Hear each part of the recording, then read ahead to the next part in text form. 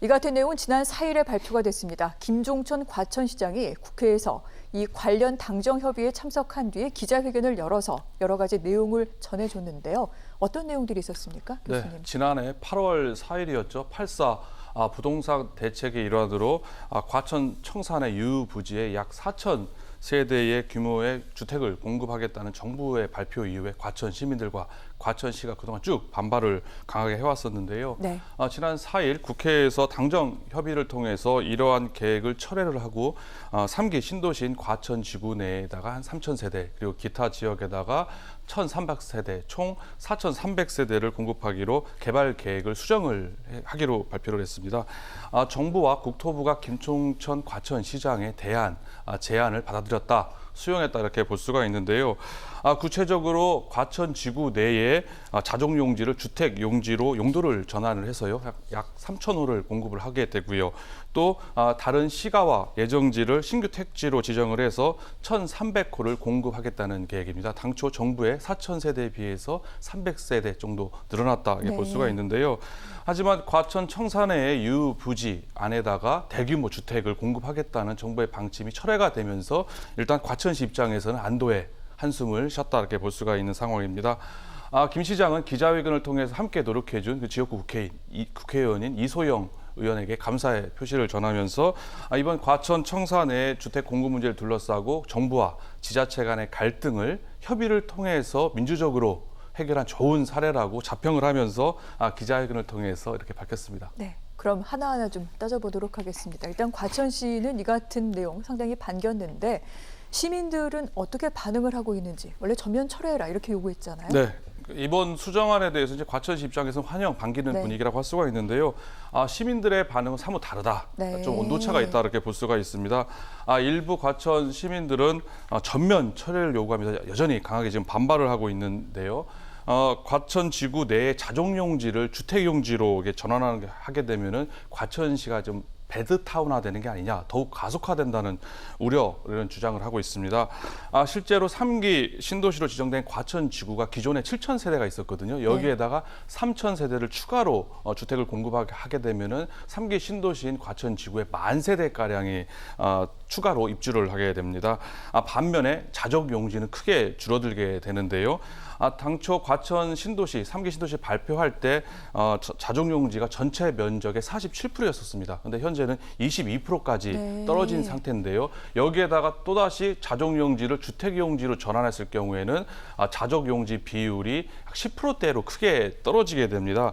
자족 용지랑 일자리를 창출을 해서 그냥 배드타운이 아닌 일자리 창출용이기 때문에 이렇게 될 경우에는 자족 용지가 줄어드는 만큼 배드타운화가 될 가능성은 크다라고 볼 수가 있습니다.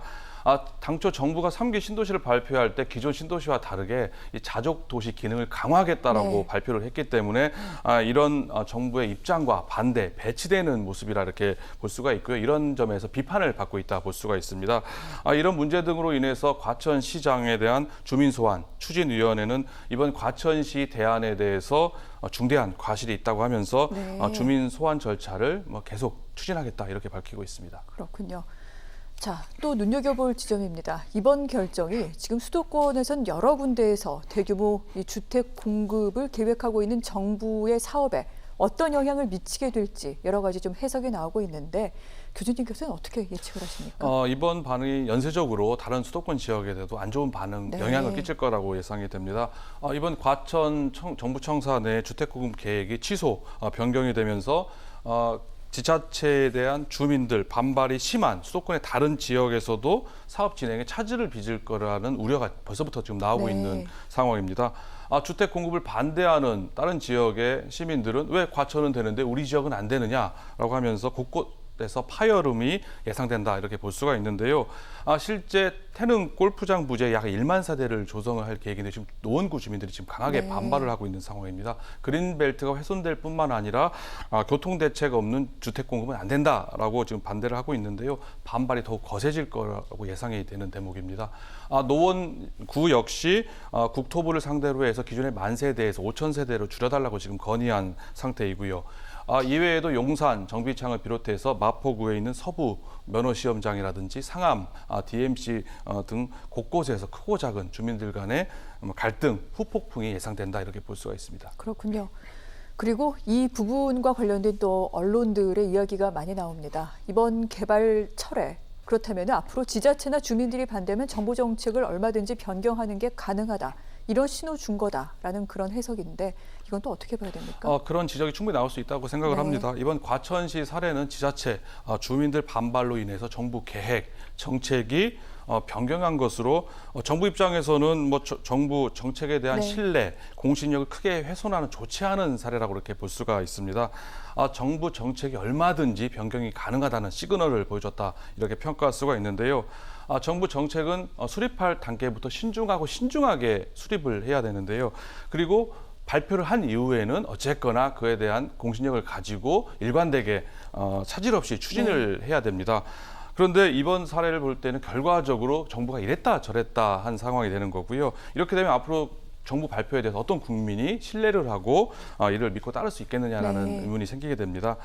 반면에 또 기존 정책을 졸속적으로 추진한 거 아니냐라는 비판에서도 자유로울 수 없다라고 그렇죠. 볼 수가 있습니다. 네.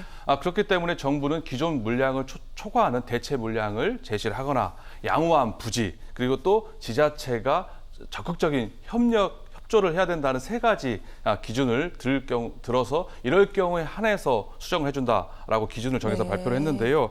하지만은 이런 과천시 사례처럼 세 가지 경우를 충족하는 지자체가 현실적으로 많지 않다는 점에 있어서 앞으로 정부와 지자체, 주민들의 갈등은 더욱더 심화되지 않을까 이렇게 전망이 됩니다. 알겠습니다. 갈등이 더 심화될 수 있다. 이 부분까지 짚어드렸습니다.